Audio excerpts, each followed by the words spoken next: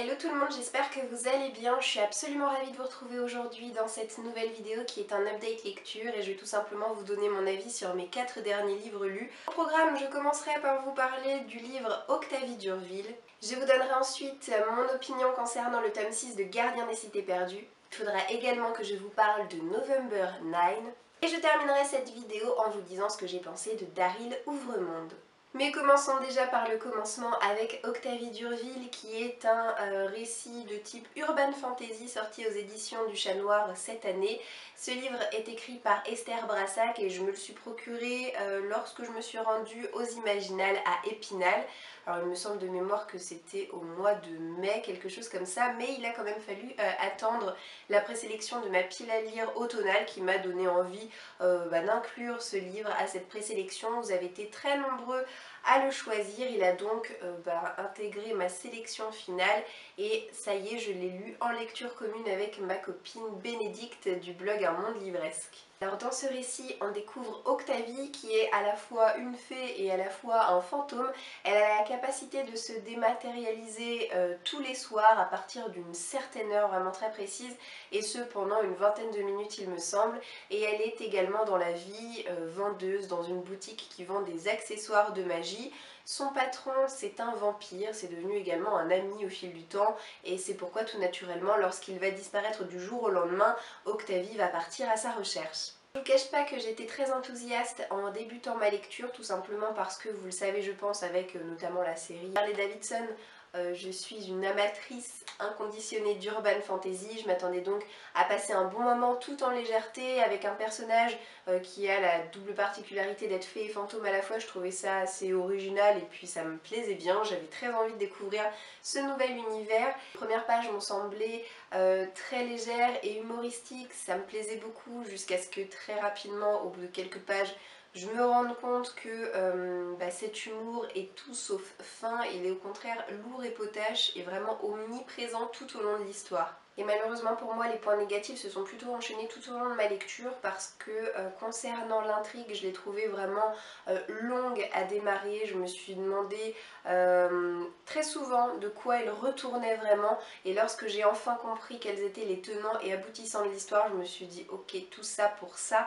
Quant à l'écriture de l'auteur, je suis au regret de vous dire que je l'ai trouvée relativement pauvre et ponctuée de coquilles. Alors quand il y a des coquilles dans un livre et que c'est un livre qui est issu d'une traduction, on peut se dire que bon, le travail de relecture a été pas très bien réalisé, mais ça reste encore à peu près compréhensible. Mais quand c'est un livre écrit en français par une auteure française et qui a quand même été relu, je trouve ça vraiment inadmissible.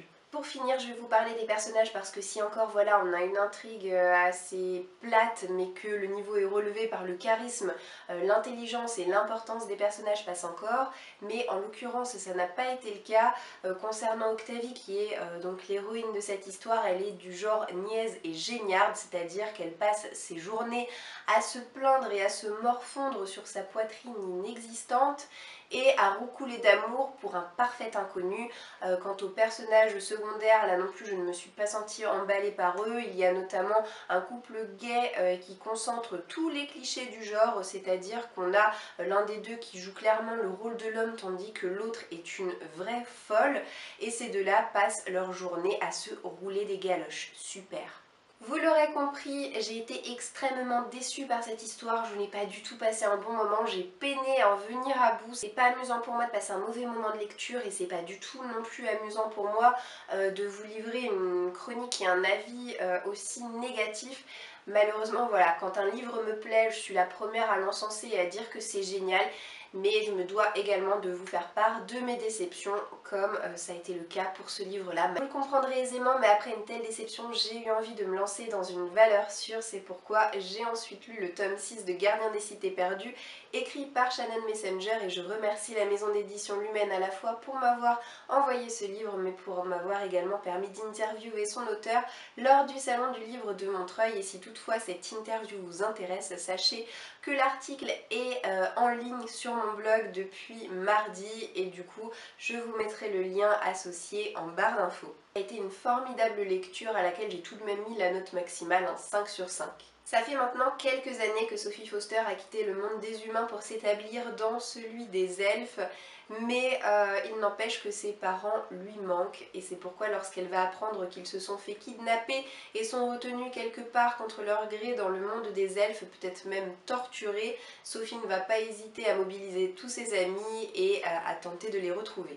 C'est un tome 6, du coup c'est difficile pour moi de vous donner un avis hyper détaillé parce que je n'ai absolument pas envie de vous spoiler quoi que ce soit, mais sachez que même si on peut avoir l'impression que Shannon Messenger commence à avoir fait le tour au bout de 6 tomes de cet univers tout de même très riche, il faut le dire, elle parvient constamment à se renouveler en intégrant de nouveaux décors, de nouveaux éléments, de nouveaux personnages également.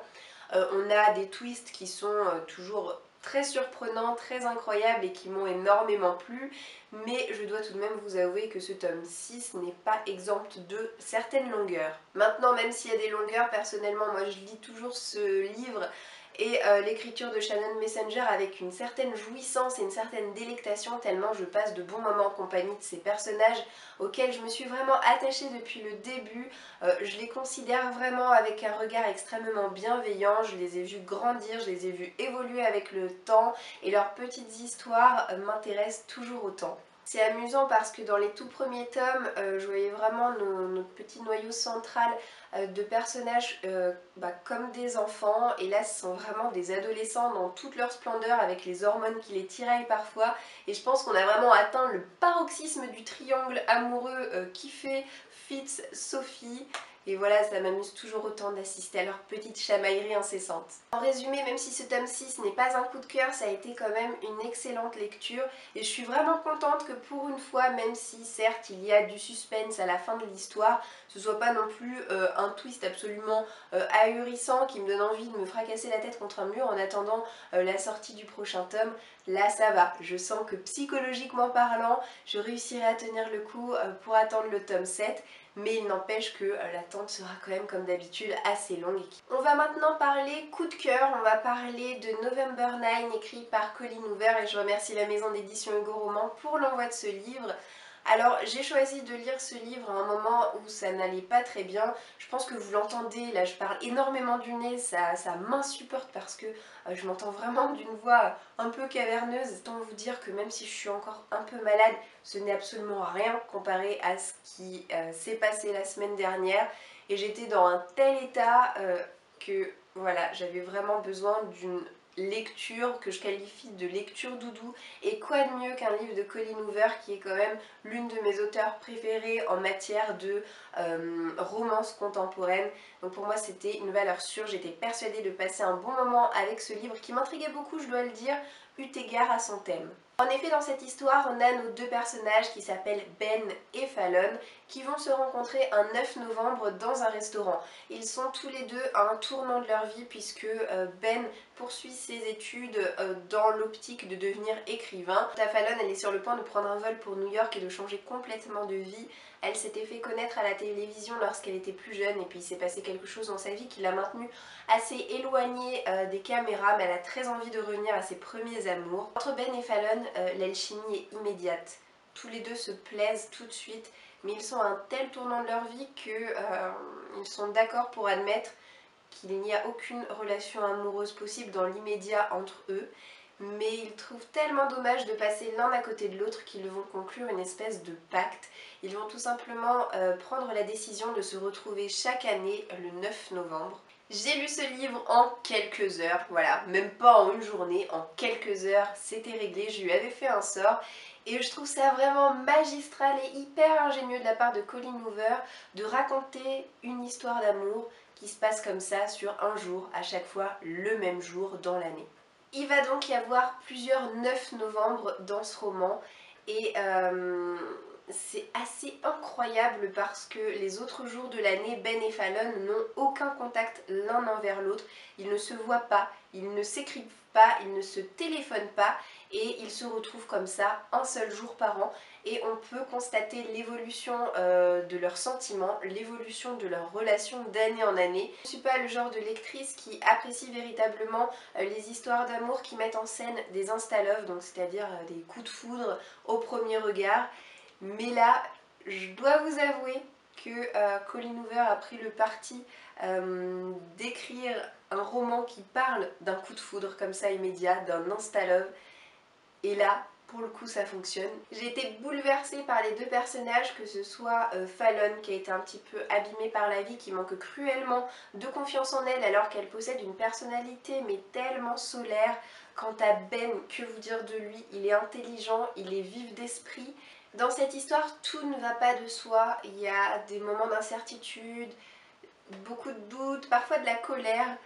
Mais c'est ça qui est beau, c'est l'amour, c'est pas toujours évident, ça coule pas toujours de source. Et la beauté de la chose, c'est tout simplement de réussir à dépasser tout ça. Donc en résumé, c'est un superbe coup de cœur, comme c'est souvent le cas avec les romans de Colleen Hoover. Ce livre aura vraiment marqué mon esprit, j'espère qu'il saura également marquer le vôtre parce qu'il en vaut vraiment la peine. Et le dernier livre que j'ai lu, c'est Daryl Ouvremonde, écrit par Olivier Perroux, qui m'a été envoyé par les éditions Michel Lafon. Je vous avais parlé de ce livre lors du book haul où je l'ai acquis en vous disant que c'était un superbe objet livre, c'est-à-dire qu'il est ponctué d'illustrations diverses et variées. En tout, il y a une dizaine d'artistes qui ont travaillé sur ce récit. Il y a des styles d'illustration assez différents les uns des autres, mais c'est ce qui fait vraiment son charme, je dois dire. J'étais extrêmement enthousiaste et pressée à l'idée de lire ce roman, tout simplement parce que Olivier Perroux, je l'ai découvert en 2015 il me semble, avec son livre Martyr, que j'ai vraiment adoré, qui était passé à un cheveu du coup de cœur. C'est très bien, c'est le genre de livre que j'aurais très envie de relire dans un an ou deux. Mais voilà, il m'a tellement marqué que je me suis dit qu'il faudrait que j'ai l'opportunité de lire d'autres livres de l'auteur. C'est pourquoi j'étais hyper euphorique lorsque j'ai reçu celui-ci, qui semblait d'ailleurs être dans la même veine, donc c'est-à-dire un récit fantasy assez sombre. Pour vous parler de l'histoire, on va découvrir Daryl. C'est un adolescent canadien qui partage sa vie entre deux mondes. Celui qu'on connaît bien, où il est lycéen, et le monde d'Ouvremonde, qui est un monde alternatif dans lequel il est apprenti journaliste. Il cherche de bonnes histoires pour écrire des articles qui plairont au plus grand nombre. Alors je dois vous avouer que j'ai que très moyennement apprécié ce livre et j'en suis la première déçue, la première fâchée si vous saviez.